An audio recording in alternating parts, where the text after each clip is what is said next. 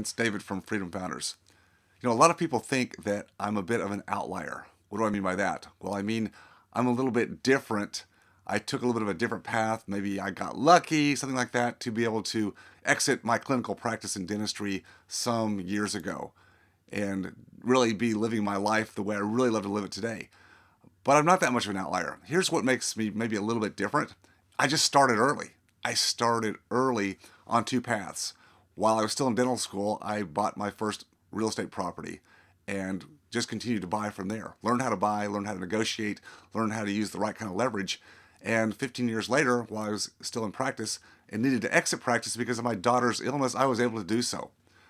I know how to fast track the investments. So that's what makes me a little bit of an outlier. I just started early. I took two different tracks. Now, I'm not going to say it was a perfect path. And that's what I want you to understand is that while I was doing two things at once, and for a number of years I stayed an associate dentist, so I didn't have to worry about the business aspects of running a practice. I didn't take the debt load on early on for the practice and have to figure out all the management and business aspects of and insurance issues of practice. I could focus on clinical skills, and it gave me the time in the evenings and weekends to do real estate. So that was just my path. Was it the exact right path? Well, it was for me. And I'm not saying that you should have to do the same thing because the balance wasn't easy. I didn't have any children for the first 9 years in practice, right? When I did have a child, we did have a child. That child was sick very early on with leukemia and then had epilepsy, then had to have a liver transplant. So yeah, I'm an outlier in different ways. Nobody's life is the same. In fact, I don't want you to even compare your life to anybody else. What I want you to do is to be true to yourself. That's what I finally had to do in life. I had to be true to myself. Yes, I became a very good dentist. Now, was I a top tier, top 1% exceptional dentist? No, I was good enough. I was probably in the top 20% of dentists and dental practices, but I was not in the top. I did take a lot of CE. I did those things to make myself the best dentist I could be. In my heart, I was really more entrepreneurial. Not to say that a dentist practice owner doesn't have to be entrepreneurial. You have to wear a lot of hats. You have to try to manage a lot. Most of us can't do all those things. I did pretty darn well, but it was there's still a ceiling on how far I could get. The freedom that I could achieve was limited because I was trying to do so many of these things and I wasn't good at all the things. I was good with patients, good with communication. I was good to a pretty high degree with my clinical skill sets. I had associates. I was managing all this stuff, but not optimizing.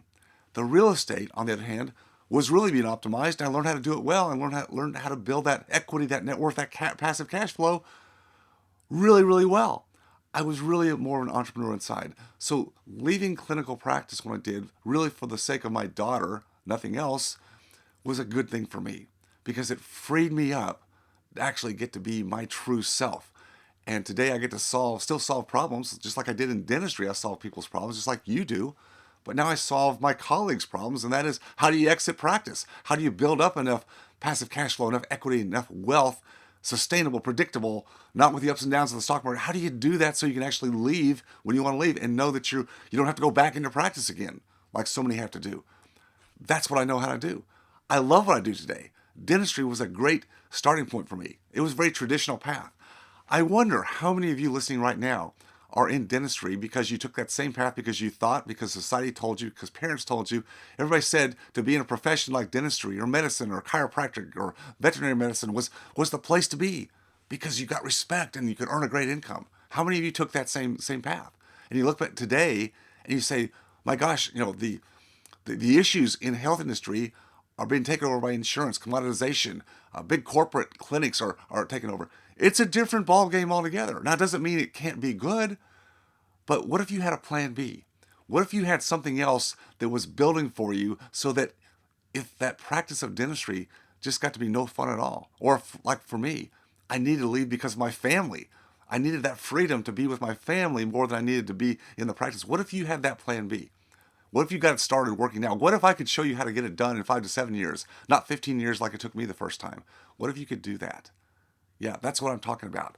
That's the peace of mind. That's the way to think about it. Don't throw away your practice. Don't quit.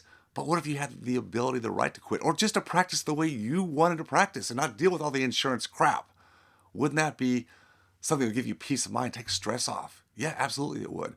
Well, that's what we do in Freedom Founders. That's what's happening every quarter in Freedom Founders. We have those doctors who are going free for life. Yeah, free for life means you have applied, you've gotten there, you've got the income to show it, prove it.